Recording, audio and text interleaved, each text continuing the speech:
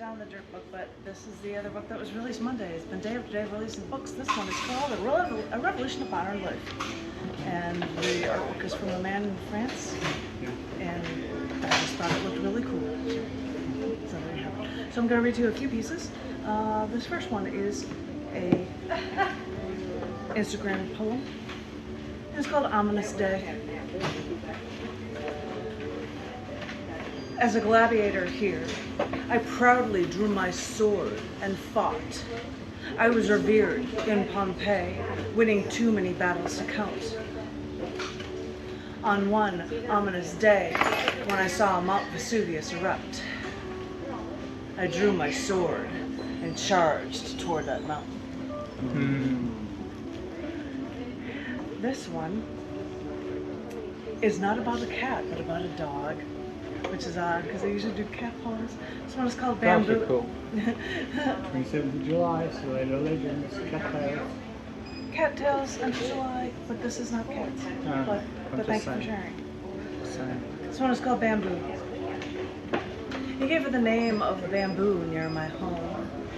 This bamboo that I love, that grows so high, so strong. And I didn't want to care about this strange creature, even though he named her after something I love. But more than that, he gave her a name, and he made her more real than these bamboo trees.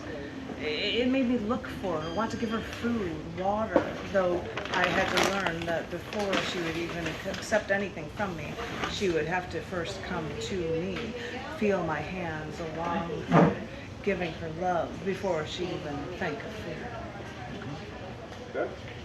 And he didn't.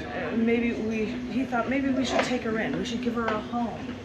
And I thought, I knew I'd love all, but I don't know if I can do this. You know how it is. You think of the logistics. You can't really bring in another life in its final years just to be heartbroken again. So we'd bring out food day after day, give her extra water in the desert heat. And he'd say, next week, I'll do it. I'll bring her in so that we can check on her health and then we can keep her forever. Until this morning, we brought out food and there was no sign of her. Not for a minute, not for hours. She might have been hiding in the bamboo. So we checked again and a day went by and there was still no sign of her life. So all we could do after then was toast to the bamboo that grew so proud, so strong near our home, and contemplate a relationship that might have been. So you know, the shelters found her and she was in another home. So she has a home and she's fine. It happened to be like, all right, we're gonna take her in, and somebody found her, which is good. I've got a nice angry one here for the ending of the night. This one's called Like Nothing Ever. It's a nice women's issue and a local issue. It's called Like Nothing Ever Happened. Yeah. Nothing did.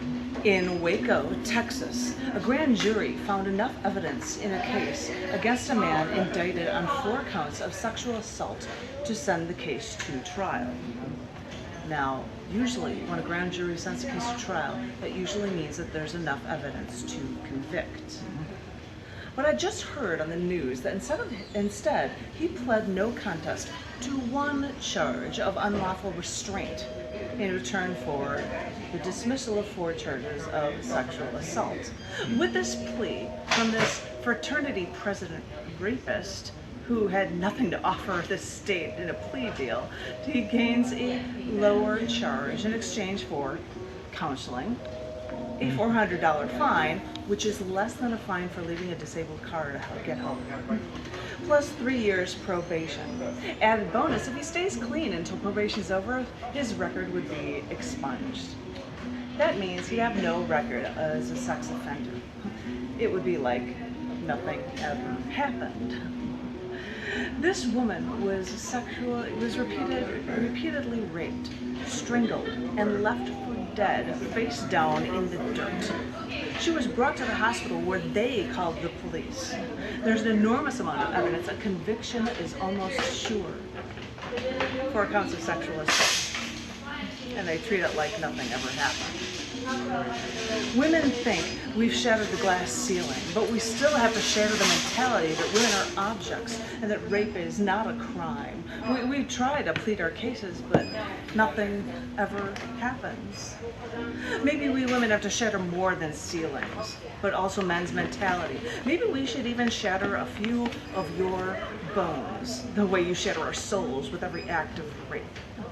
Shattering your bones wouldn't even cross the line you rapists cross with your misogyny and violence.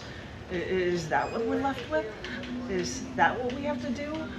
Should we start to get down as low as you to start to try to even the score? If we're so equal, isn't it our turn to exact our revenge? Of course it doesn't. But the point is the anger that we're for the injustices of it. You're absolutely right. Of course it doesn't. Of course it, because I would never think of doing that. But there's just so much anger for having absolutely nothing. It's called righteous wrath. Yeah.